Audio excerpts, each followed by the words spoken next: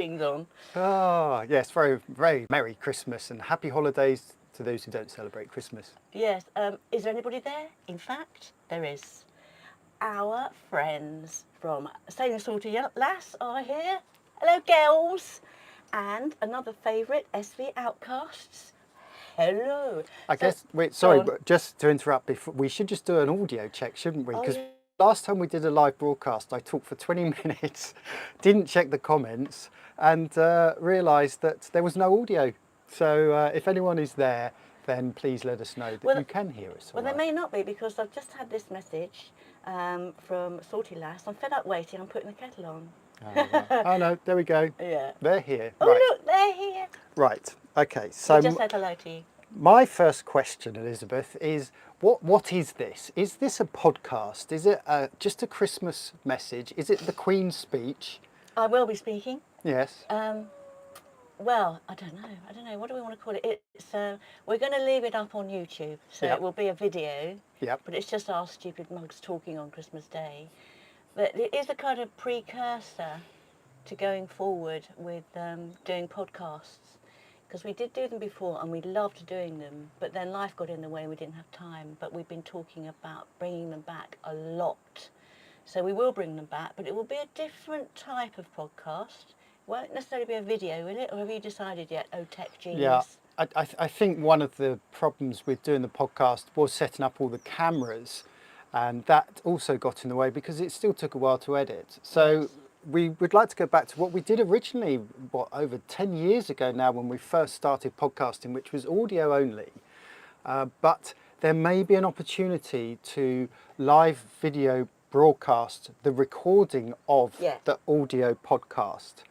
What, video recording? No, it's just an audio recording of the podcast, It's an but audio live correct. with Yes. Discord. Discord. Yes, we'll talk a little bit more about that in a moment. Will we? Okay. Salty so- Lasser said it should be called a mugcast. What? Because This. we've got Christmas mugcast. these two ugly mugs here. Because there's two ugly mugs. Yes, that's basically it. Yeah, a couple of mugs looking at the camera. We're using your phone, by the way. Never done this before. It's a phone. Yeah, this is new technology for us as well. So if it suddenly cuts out, it's because, well, user error.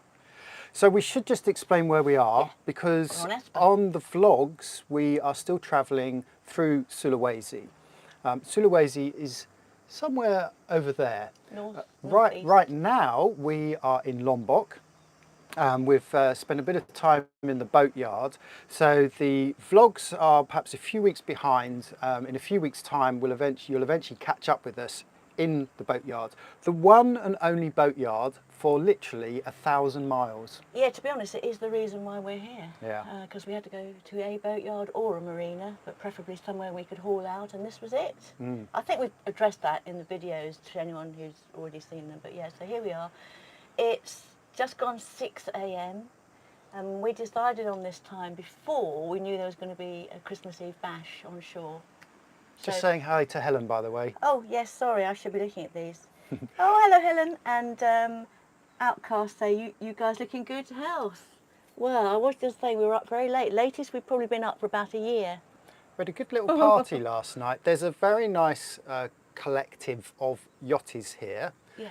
And there's, what, 6 or 7 boats? We're on moorings, which we don't normally like doing, but it's obviously, as you know, we've talked about this, it is very deep around the whole of this part of Indonesia. So Peter of Madana Bay Marina has laid moorings here, so we've taken the moorings.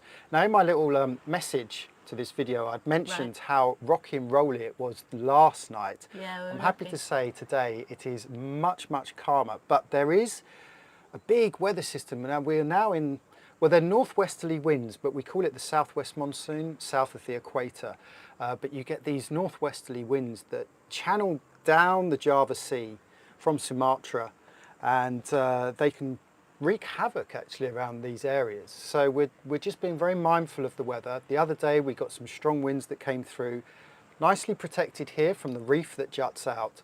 But if they switch to northwesterly, we may have to move from here earlier than we planned. Yeah. So, just a couple more messages. Quest for Thunder. Hello. Thank you. Nice to be with you today as well. Brendan White in Ireland. What's it like in Ireland? I've been, I read the news every day, and I know that there's been quite a lot of snow in the UK. So I'm not sure about Ireland, Northern Ireland. I guess they must have had it. They get all that weather over there, don't they? But speaking of weather, did you know that there's a bomb cyclone in the US? A what? Sorry, a bomb A cyclone? bomb cyclone. So I'm not sure if any of our US friends will make it here today, because they've probably got other things to deal with. But they've had terrible, terrible weather right across the whole of the States pretty much, even down to Florida. They've had freezing storms and treacherous weather. Oh, Yeah. right. So really, really hope you're all doing well in the US. To our US viewers, there are many of them.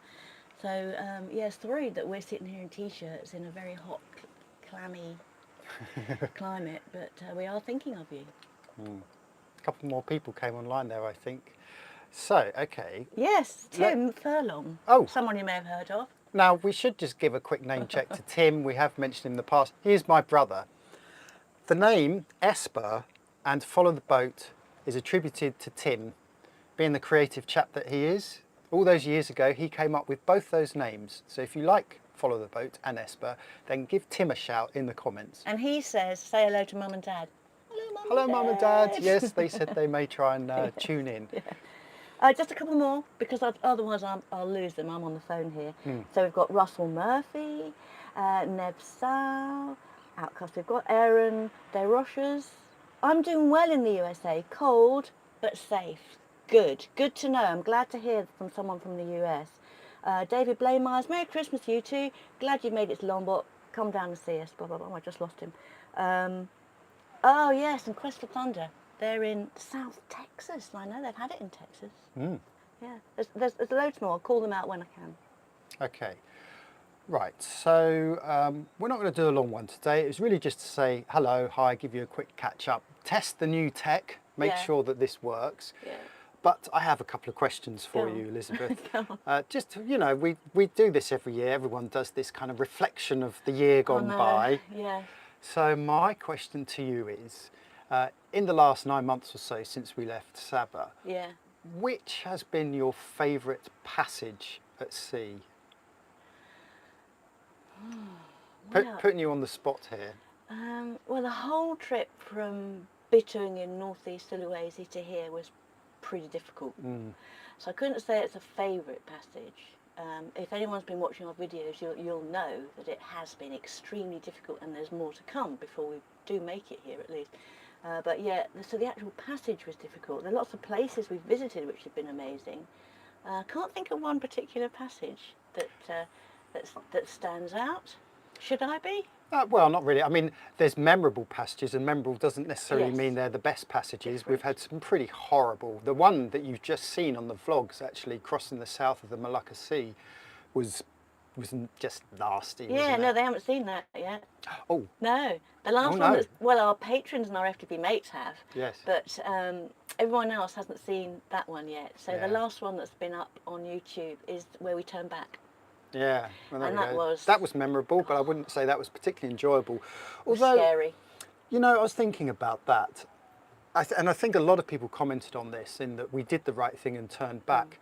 That even though it was very difficult and we were forced to turn back, there wasn't a moment when I felt threatened.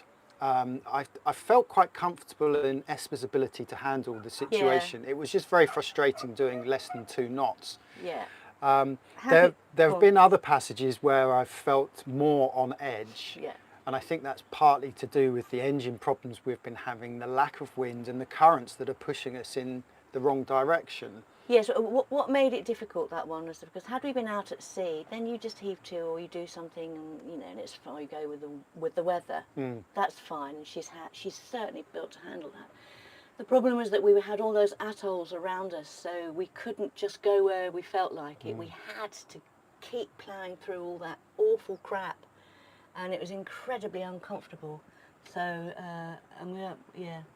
no, that's certainly the most memorable I wouldn't Definitely say most the favourite. memorable. I think a couple of my favourites actually when we got out the Code Zero, Yeah. and there were two Right. passages we did at night time when we got out the Code Zero. There was one across the Tomini Bay, which was a 100-mile run, Oh, yeah. and we had all these FADs, these fish attraction devices. These are the big floating platforms that the local fishermen use. They are tethered to the seabed in 2 miles of water depth. Can you believe that?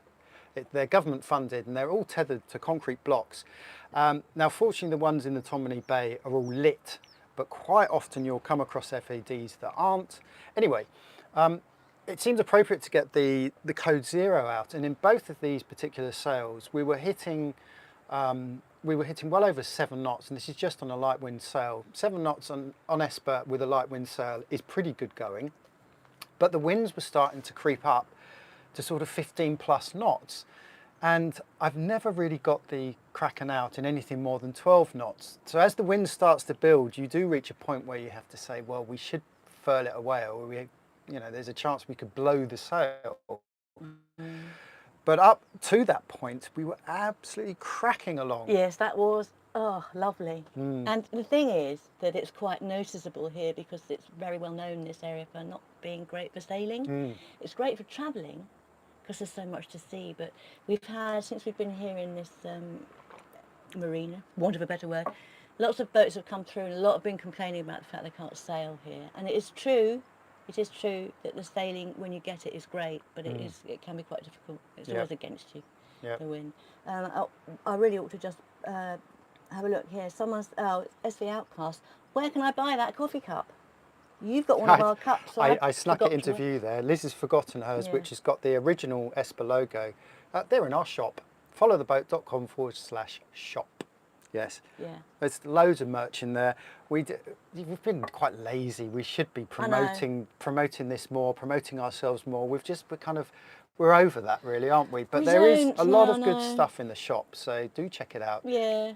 And we've got Patreon and we've got FTP Mates and, buy us a beer and all that. So, you all know that.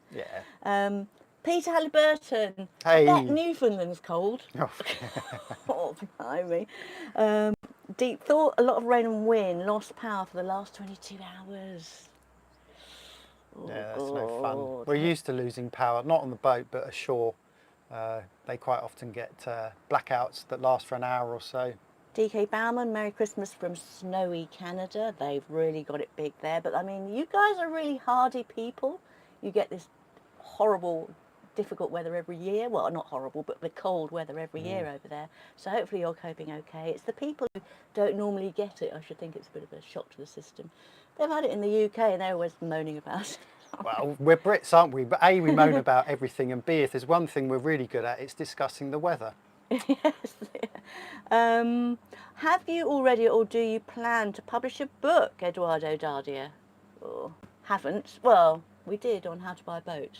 Yeah, we have. E-book. Yeah, a couple of ebooks. Again, in the shop, there's links to the 2 ebooks that we've put together a couple of years ago. We get asked this a lot, actually, and I think the thing with writing a book is that it's got to have a particular angle. There are so many sailing books out there. There are. I think some of them are vanity projects as well, really. We need to be able to say something new.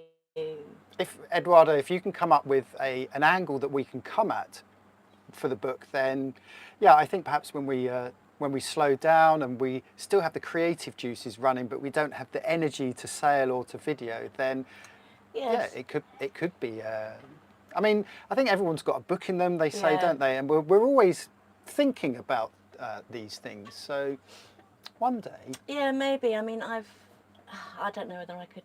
I've got lots of ideas for a novel based around this life. And I like writing and I like reading. It doesn't mean I can write a novel.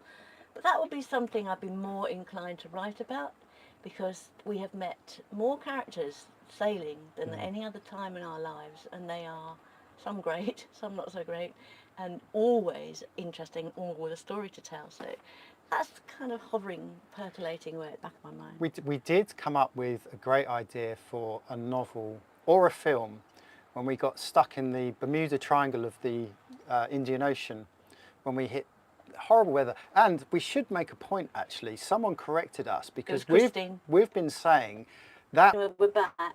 Yeah, so Jamie was talking about the Maldives experience, which was when we turned back, but that was horrendous. That was a lot worse. And it was before we started our YouTube channel, but it would have been quite something to record, wouldn't it? Yeah, yeah. Oh, great. We've got lots of, yes, we've got lots of people here. London, hey, my hometown. Hello. Jack May from London. Okay, so that was passages here. Did you have any more questions, or shall I say something? I jotted down a few things. Go on then. This is our first Christmas south of the equator. Did you know that?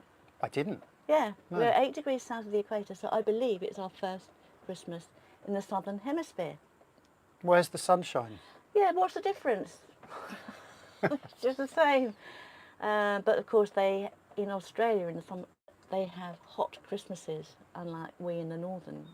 So for them it's their summer. And they're renowned for having their barbecues on the beach at Christmas. Hope you're having a lovely barbie, guys. Or you're probably firing up, aren't you? Because it's morning over there, getting ready, opening a few tinnies, getting ready for, Is that your Aussie accent? No, I can't do that. Although I do understand that some Americans can't tell the difference between Australian accents and English accents. I think most local people here Yeah. can't tell the difference. We're frequently asked if we're Australian. Yeah. I guess that's because they're used to more Aussies in this area than they're used to Brits. Yeah. Blah, blah, blah. Where are we? You've explained where we are, and where are we going next? Where we're going next? Yes. Okay, so in the very, very short term, depending on this weather, we may actually slip down the west coast of Lombok just to tuck away from this weather. But after that, the plan is to head east. Now, when we first started the trip, we kept talking about Raja Ampat. We're going to Raja Ampat.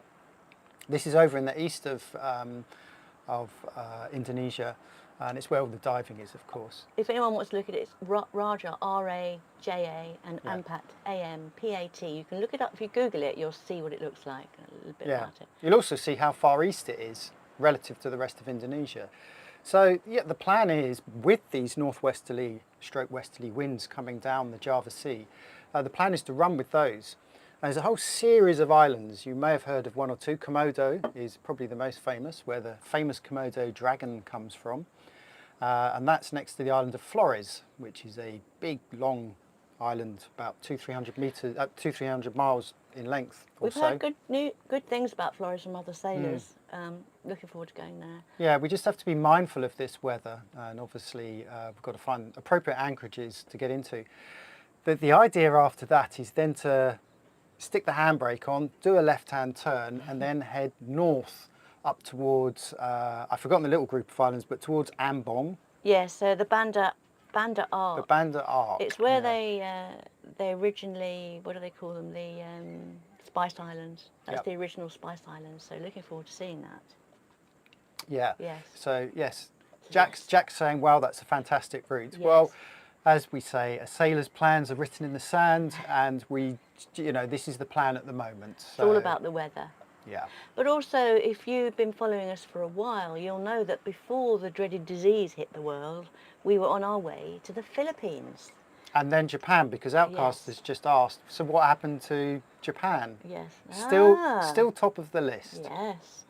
There's a rally, the Satuchi rally that they have in Japan that we'd like to support, and been in touch with I've been talking to the organiser of that rally for the last 4 years. Desperate for us to go over there and cover it, and we're desperate to do it. So we won't be able to get there this year, but 2023, so 2024, that is my aim. I don't know about yours, but it's my aim to get to be in Japan by 2024. So Philippines next year.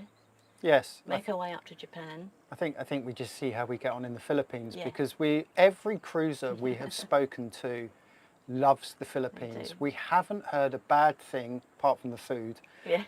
about the Philippines. Yes. And of course, the Philippines, like Indonesia, is a series of many, many islands. And so we'll just take stock as we start heading towards Japan. I mean, what we might do is we may go to the Philippines, go up to Japan, do the rally, have a little look round, do a little nose, and then drop back down to the Philippines and come back and really do that in depth. But you know what we're like? We're quite slow.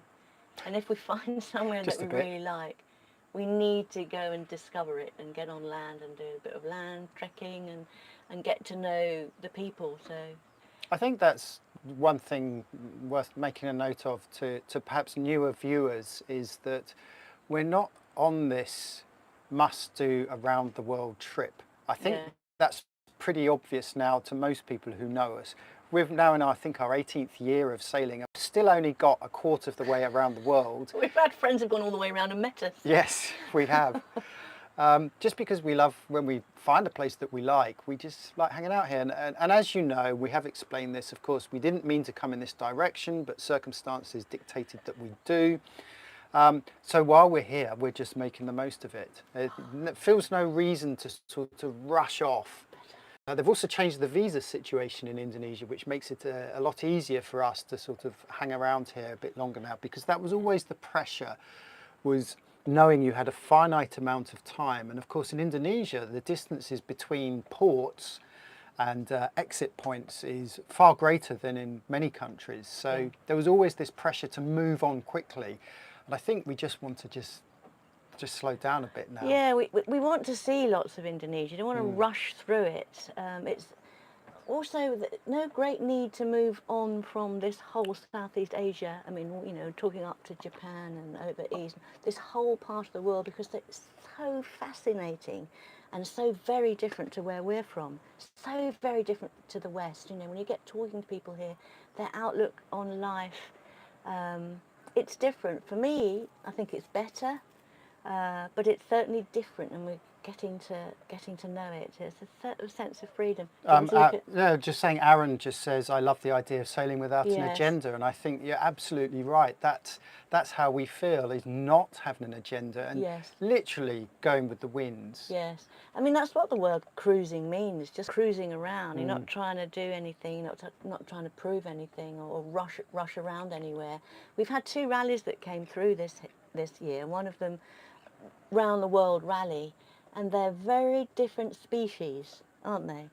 They're in and they're out. You know, that they're going around the world in 2 years or something. They've got a set course set by the organisers. They can't really get off that course. The times have to be somewhere. And to me, that's just like being back at work. I couldn't do it. I can understand why people do it, because sometimes people don't have the luxury that we do of doing this endlessly. It's almost box ticking. Yeah. And I get why some people, perhaps that is their only option. You know, maybe they're on a sabbatical, they don't have the time to spend 5-10 years cruising around, and so their only option is to do one of these rallies which takes them around the world quickly. Yeah. But obviously that's not what we're doing. No, we're very different. Most of the old cruisers like us, I mean, don't mean... Oh, who are you don't calling mean- old? I don't mean in age. I mean, people have been doing it a while now. You start to slow down, and you start very much to live in the moment and on the day and make the best of it. It's quite a philosophical thing, this cruising life. Go on. It's a way of life. I think we've been trying to say that. It's a way of life rather than sailing. You know. Yeah, we learned this early on with the sailing channel. You know, we're a sailing channel, and quite often people say, well, why aren't you sailing? You know, your episode, you're going on land. It's like, well, as Liz says, it's a lifestyle. Yes. And part of this lifestyle is travel on land, fixing the boat, and boat maintenance in tropical idyllic islands. You know, that kind of thing. And we're not sailing every day. You know, we're not, by no means, no. We're not sailing every day at all. Now there are channels out there that are dedicated just to sailing every day, but no, this lifestyle means that we can travel at a leisurely pace, catch the winds when we want to, but also drop the hook when we want to, and just explore the land. I want to go into this in a bit more detail. I want to do a video which is sailing versus cruising, to try and explain to people the difference, because you do get comments from people who haven't quite grasped that, not our regulars. But I think there is quite a big difference between the two things, so I've got an idea. Oh yeah, okay. We should say hi to Peter Rahil, yes, who frequently comments, almost every week. Peter, thank you so much for sticking with us. We really appreciate it, and we always read every comment. We always try and respond to every comment as well. Not these live comments, because we're too busy talking rubbish. So Peter actually just left a question, which I'll ask in 1 second. But before then, Michael Meshner, hello! Oh, hello, Michael. Friend. Are there friends along the journey with whom you are still in communication? Well, we've made lots of friends in lots of different countries, and most of them, many of them, we are still in communication with, some for years. Yeah, Brendan springs to Yeah. mind, who did appear in one of our videos years ago. We met Brendan at PSS Boatyard almost 10 years ago when we did our refit. He's a surfer first and a sailor second. He bought his 60-foot sailboat just to go surfing. Yeah. He lives for the surf, and he's been coming to Indonesia for the last 35 years or so, and knows these waters very well. He's actually on an island, maybe what, 300-400 miles away, Yes. tucked under Flores. He's right in the middle of this system that's blowing Yes. through. He's probably loving the winds because it's creating all kinds of surf for him. But we were going to try and meet him for Christmas, weren't we? yeah. But Anyway, plans. he passed through here only the other week. Yeah. So he's someone that we actually still bump into Yeah. physically. And then other cruisers, of course, we stay in touch with. Yes. For example, Totem, Sailing Totem, we're all familiar with Totem. We still chat with Bian quite regularly. And yeah, there are many cruisers that we stay in touch with. But of course, you know, you drift apart literally physically. But then you meet up again, it's so weird. As I said earlier, sometimes people go around the world and we meet up with them again. Some people, there's a couple we know are trying to get to New Zealand from the moment we met them 10 years ago, and they have finally arrived. Yeah. But we had about 5 goodbyes with those guys. They're there now, thank goodness. But also, it's not just cruisers, it's local people that we've stayed in touch with. You know, those that can write English, we're able to stay in touch with on Facebook and social media. They'll comment on the videos. If we go back to a place, we'll always look for them again. So there are many local people that we've kept in contact for donkey's years. So yes, you do. You meet lots of lovely people and you keep in contact with them. So Peter, who says it's pronounced Rayhill. Ah, Rayhill. Irish. Yes, okay. Ancestry in America at the moment. It was from... Yeah, so yes, his question, have you an urgency about getting engine issues sorted out and working smoothly? So yeah, that's one of the dictates for where we go. Yes, that's why we're here. Yeah. Well, one of the reasons why we're here. As you know, in the videos, we started to develop engine problems. We'll talk more about that when in the videos we get to the boatyard. And but they will have seen the engine, you know, all that clicking and clacking. Yeah. And they were quite serious towards the end. So thank God we ended up where we did when we did. It's a major concern. Of course, well, you're on a sailboat, why aren't you sailing? Well, you know, there quite often isn't any wind and the currents are set. So you really do have to rely on your engine more than you would like to. Yes. And it is, you know, it's an essential bit of the kit on the boat. Yes. In a romantic world, you can go around the world without an engine. And there are, I believe, channels, and certainly there are people that do it without an engine. You can, but then you are completely stuck somewhere. If you haven't got the right weather, you can't go anywhere.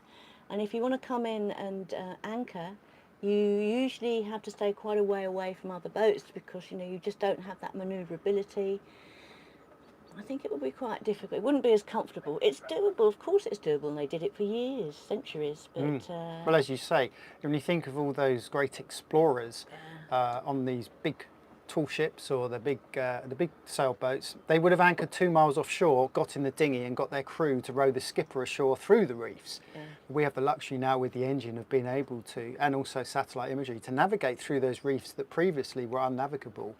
And as Liz says, you just wouldn't be able to do that without the engine. Yeah, and all those old beautiful sailing boats, as soon as engines were around, they immediately put engines in because they're not stupid. You know, we're not Luddites. We are going to embrace always new technology. When we can afford it, we get the new stuff. So yeah, there you go. Right, have you got anything else? Yes, I had another question. What was your most memorable meal that you've had in the last year? Because for us, we should explain, a lot of travel is about the food. It's one of the reasons why we stayed in India for 3 years. What a shame we weren't doing our videos back then. But lots of photography on our blog. And we just fell in love, obviously, with the people, the culture, but the food was always up there as being so important. It's a regular question we ask each other. What's the best food? I'm thinking of the barbecued fish in Tolly Tolly, where we were first introduced to coconut husks being used as charcoal. Yes. So yes, we saw that. So you picked your fish. They weren't a live fish. They had the fish that had all been caught. You picked the fish you wanted, then you saw them cook it for you. And I can't remember the exact process, but they had the husks to get the smoke. Yeah. So it was very smoky. Fish about this sort of size. So you had to pick through the bones. You couldn't be squeamish about taking meat off a bone. But the taste was delicious. it was, and it's one of the things as a cruiser, of course, the first place that you reach of any destination is going to be a port or somewhere on the coast. In Indonesia, there are still many thousands of fishing villages dotted all the way along the coastline. So your first experience of food is always going to be fish-based pretty much, which suits us down to the ground. Yes. And in Indonesia, I'd say fish and rice is a staple, and I love the simplicity of fish and rice if the fish is cooked well. It's a staple on Esper. I thought you might mention one of the fish that I caught along the way and Well, cooked. that goes without saying, dear. Of course. So we've had some lovely, beautiful Spanish mackerel that we've cooked in different ways on the boat. It's just the best fish ever. There is a podcast where they go through your perfect meal. And I always think to myself, if I was a guest on that podcast, my main course would be a fish caught off the back of Esper and cooked on the boat. It always tastes that little bit better when you've caught it yourself. Yeah. So yeah, that would probably be. I loved that. Yes, that was new. That was different. That Tolly Tolly meal. But for me, will always be the fish that we've caught ourselves and eaten on the boat. So yes, there's that. You put me off my stroke. I was thinking of something and I've forgotten. Well, we're getting lots of happy holidays from people in the US. So thrilled that you're here, guys. Thank you. Because we do know you're going through pretty hellish weather over there. Lots of people saying yes, leisurely cruising. That's Muddy Harbour Rider. It seems like we struck a nerve. People agree on this leisurely cruising rather than desperately trying to get from A to B. It's good. While you just have a think there, Yeah. we did mention Discord. Yes. We put a post up on YouTube community just mentioning Discord, and I should just talk a little bit more about this.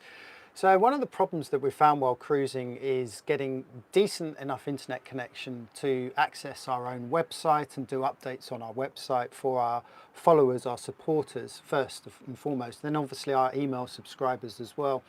And it was just getting a real headache to manage it all and keeping the website updated with plugins and so on. And it's one of the reasons why we've moved over to Discord for our updates. If you're not aware, Discord is basically, it's like a much more glorified version of WhatsApp or Telegram or Signal, one of those chat apps. And it can do so much. But for us, it's a place where we can post up video clips and photos, and more importantly, have live chats with anyone, not just our supporters, but also just our viewers as well. Sass, for example, came on board, and you know, we've been getting to know them really well, and it's and perhaps more importantly, our supporters. Yes. Actually having a one-to-one with our supporters, which you know you can do to an extent in YouTube comments, but perhaps not so much.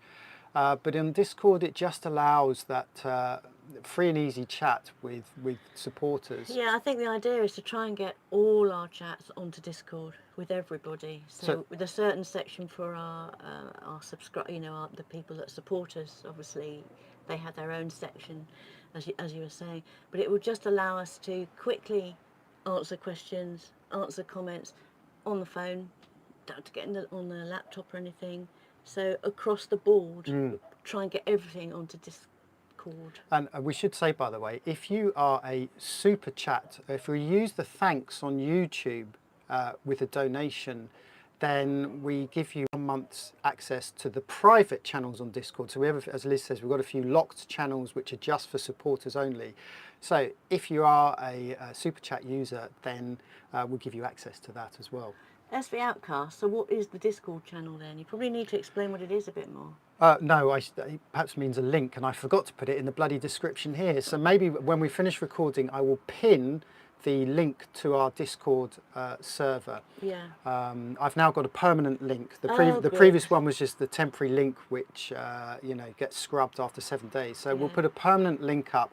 But it has been, for us, it's been revolutionary in terms of managing our updates, and it's been a joy just getting to know people Yeah. in a way that we've not been able to do before. Yeah, definitely. Lots of to and fro. I find Patreon, we don't get that many comments. These are people who just want to support us. They don't get that involved. But a few people do. And it's quite clumsy using their platform. This would be much better for I think that's patrons. exactly the word, clumsy. I mean, everyone is used to using the chat apps like WhatsApp and what have you. We are now using the phones so much more. I only ever turn my computer on now to edit videos. Once I've edited it, that's it. I've even now been editing videos on the phone. And these are the sort of things we're putting up on Discord. You know, I can actually edit sophisticated videos, multi-layered audio and video tracks, all on the phone. And to access all these older technology websites is just, it's a bit clunky, clumsy. Yeah, so to keep watching everybody, it is quite easy if you're a bit of a technophobe like me, who has to be dragged into these new things. Jamie made me do it, and it's really easy once you get in there. And he's done a pinned post which explains how it all works. So once you've got into Discord, you understand it. You don't need to do anything else on Discord if you just want to talk with us. You can just do that. You get the follow the boat link and you're in.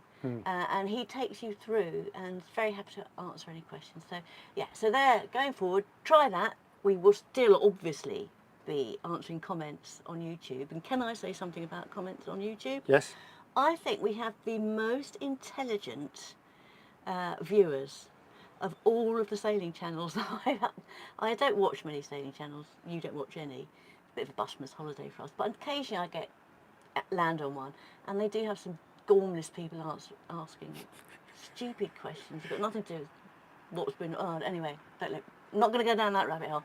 Just want to say though that we've got a lot of regular people who make incisive and intelligent comments that are joy to read and to answer. And we do read everyone, and we try to answer everyone, certainly in the first week. Keep it coming, because you really make me think about things. And that's what I like to do. I like to think about things. So I love it when people challenge me a little bit. And You don't like it when I challenge you. no, shut up. But also, we have very informed people. Yeah. So we have people who sail and understand. I like that. Yeah, and we've noticed actually, while we still have all of the older supporters and viewers with us on YouTube, there seems to be a new batch of people coming through as well. We're getting a few comments of people just discovering our channel. It's like, well, where have you been? We've been around for years. But it's so great that you're coming on board with us. But yeah, I think we've always had insightful viewers, people that ask interesting questions. Yeah, we don't get any of the fools anymore. So having said that, we probably will. But it's been a joy the last couple of years. It's also been a nice way of learning things as well, because you know, we put our cards on the table when we don't know something, or when we cock up, we say. And it's always nice to get feedback from you guys to say, well, have you tried this? Have you thought about doing it this way? And there are people out there with a lot more knowledge of, say, diesel engines, or even sailing, to be honest. Yeah, to be honest. So yeah, so keep them coming, folks. And just, if you didn't already know, I'm sure you realise we do all of this ourselves. So all of the filming, editing, and shooting, and all social media, it's quite a full-time job a lot of the time. We know many channels that have other people to help them, even with if it's just the editing, and certainly with social media. We do it all ourselves, so do bear with us. We don't always get it right. Funny enough, I was talking to someone last night, and they were horrified to find that one of their favourite channels, they'd discovered they're outsourcing all the editing. And I said, well, how on earth? I worked it out. I think each episode consists of the equivalent of maybe 50 gigs worth of clips, about that. How do you get all of those clips to an editor off the boat via the internet and get them to edit it in the first place? I can't even work out the logistics of that. I guess they've all got Starlink satellite or something, but The editing process for us is still an enjoyable process, the filming and the editing. We love doing it. It is part of our routine and we've been doing it for years now. The idea of relinquishing that responsibility and handing it over to a third-party editor... Well, it wouldn't be us. Yeah. You know, every little tiny thing that goes into that video has been thought through and means something. Also, we look at the videos and we relive those moments. Because they're not live, you know, they were some weeks, sometimes a couple of months ago. And it's fantastic to see all that again. And then as you're watching it, oh yeah, it triggers some thoughts and whatnot. So, yeah, couldn't let anyone else do it. And we don't, yeah, anyway. It's just us, as you know. The only downside of editing your own videos is that you've got to look and listen to yourself over and over. That gets a bit tedious. Little quick poll here. Do you not think that Liz should be appearing more in our videos? No. Well, you're much better at picking up the camera. Although now I'm using the GoPro, I'm getting a little better at it. Yeah. I need to try harder. Must do better, dear. I know. But I like looking at you, waffling on. Daniel Warden's here. Oh, hi, Daniel. Hello, Daniel. Another regular, interesting commenter. Daniel, you say that your first comment disappeared. I don't know why. It might be your connection. You could have made the comment. We dropped connection at one point, so we have to say you can't perhaps tell when you're looking here, but we are moving like this and we're swinging around. The internet connection here, generally on the whole in Indonesia, is very good, but you do get these little black spots, and unfortunately this is one of them. In fact, it's probably better internet connection on the mooring than it is ashore here. But don't forget, we've got Indonesia's second biggest volcano just over there. So yes, connection can be a little bit shaky. Yeah, well, we do our best. Where is a table of bollocks, says Martin Lamarck. Maybe Martin just missed that. So that's coming back, the table of bollocks. That's the podcast. Podcasts. Yes. But we should call it the table of bollocks. Yeah, we should. To those that don't know, at the end of every day, if there is more than one yachty, they'll sit round a table and have a beer and talk bollocks, and it's known as the table of bollocks. Yes. What's for Christmas dinner, says Nevsal. Don't know. Well, we did eat last night actually. We went ashore. The guys here had a potluck, and yes, we ate last night. I haven't actually really thought about it. I think this is probably the least Christmassy Christmas we've had. This is all we've got in the way of Christmas decorations, which Liz did a great job, by the way. And behind, they can't see on behind. Yeah. And it looks amazing at night because it's mostly about the lights. I think it's somewhere like Kota Kinabalu was just generally a much more Christmassy place. Yes. I think the Malaysians, you know, when we went to Kuala Lumpur to do a visa run, it was full on Christmassy, Christmassy everywhere. The shopping malls are incredible with their Christmas decorations. Yes. You get less of a sense here. They do celebrate Christmas. Obviously, you have Christians here, but even the Muslims have their own little holiday as well at the same time. So there is a sense of Christmas here, but it just feels a little less Christmassy. I think Lombok's much less commercialised. I bet if we were on Bali, oh yes, it would be a whole different ball game because there's not so many tourists here. So. And we may yet go out for lunch down to Sengiki. Yes. Possibly. Yes. Yeah, we might do that. But so to answer your question, potluck today we're going to have. Yeah, potluck. With the other guys. We're all going to take something ashore and meet up and dance around like we did yesterday. Possibly, I don't know. I'll just have a nice leisurely afternoon. Just before I lose him, out back to oceans. Merry Christmas from Australian desert. Cheers, Sav. Oh, Sav! Wow, nice to hear from you. You're an example. Sav's an example of someone we met. We actually met. Thailand, was it? In Thailand. Yep. Went sailing with, had a boozy, in days when you were drinking. Very, very boozy evening. It was great. Lovely Sav. And so here he is now. That was a few years ago. Yeah. So he's an example of someone you meet along the way and remain friends with. Yep. Oh, Alvin! Alvin! Alvin? Hello, Alvin! Really? Alvin, Merry Christmas to you. We were just talking and about to Kinabalu. Shirley. Yes. Another example of someone we've met. Yep, there we go. Okay. Is there anything else we want to cover off before we push off? Shove your questions in right now. Otherwise, we will say a Merry Christmas to everybody watching and a safe Christmas. Don't get too cold. Keep nicely wrapped up and warm. Eat lots of food. Pull a few crackers. So when's the first table of bollocks going to be published then, Liz? Yeah, this is your little project. I mean the first The podcast. podcast, yeah. Going back to the podcast. Yeah, okay, so we do want to start them in the new year. I think we should start them just before we leave here. So Okay. once we know when we're going to be leaving Lombok and we're going to start our journey all the way up to the Philippines, a massive long journey through Indonesia, I think we'll start them. So, as usual, can't give you a date But because it's about the weather. stay tuned, and if you January. if you missed it, the podcast, we're going to just do audio only. But if we do a video live feed of the recording of the audio podcast, it will be on Discord. It will. That's one of the uses of Discord. Yeah, yeah. So get on Discord. So one question, Peter, what's your favourite adult beverage for your rum fund? Well, he's given up alcohol. Don't know how long for.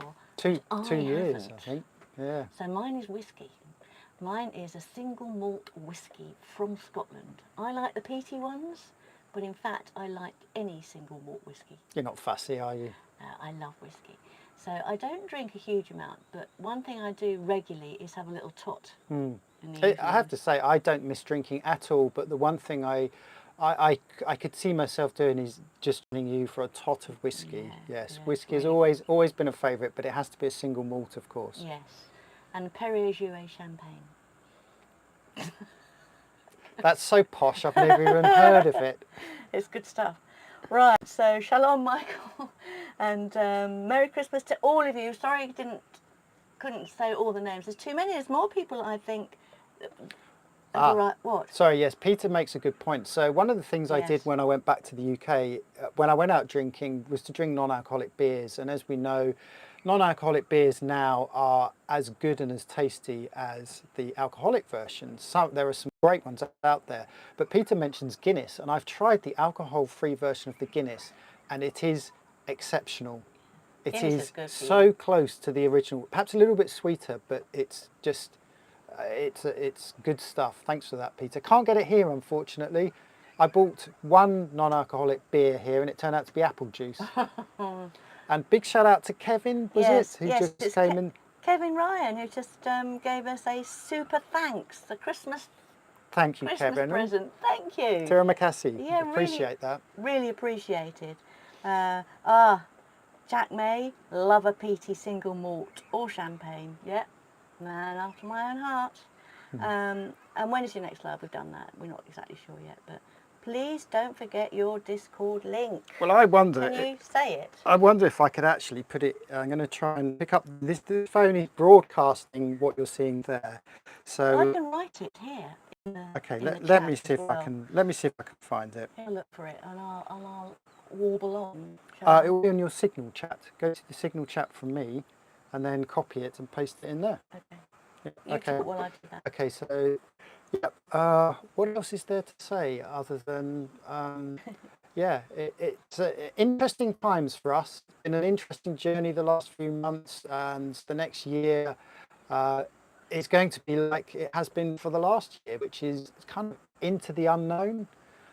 Going to places we had never planned to go to, and I think that's one of the things that you have to be open to when you live this lifestyle, is just being open to the forces of not just nature but also bureaucracy and the winds, and to accept that you may end up somewhere which you never planned to be.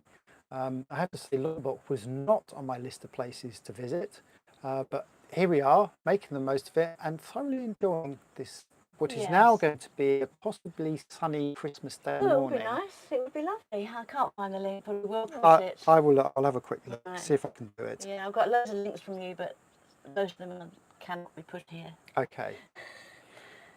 What we'll do is we'll post the link in the chat. We'll miss this live chat, but we'll put it under the video. As soon as we publish it, I will post it up and pin it as a normal comment under this video.